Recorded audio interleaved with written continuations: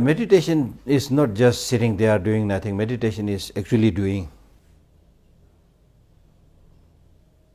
Meditation is really doing, not only doing, but meditation is like a sport. It's like playing, you see. Playing, normally people think, oh, playing is not working, but you need so much effort when you play. And more importantly, meditation is not just sitting in a corner, closing your eye and not thinking about anything. Meditation basically means getting habituated. Habituated with what?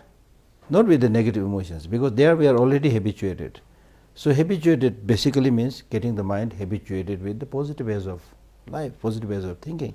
So therefore the idea of meditation is really not just found in Buddhism. Even if you look at some of the works of Aristotle, Plato, and they have clearly mentioned that you become what you repeatedly do.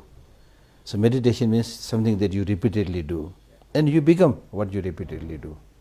And now this is very clearly proved in today's modern science, that the number of, in terms of the number of brain cells, the young children and the grown-up man, just in terms of the number of cells, there's not much difference.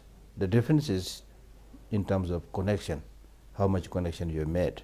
So therefore, the more you make effort to make the right connection, the positive connection, you become that. That's like habituation.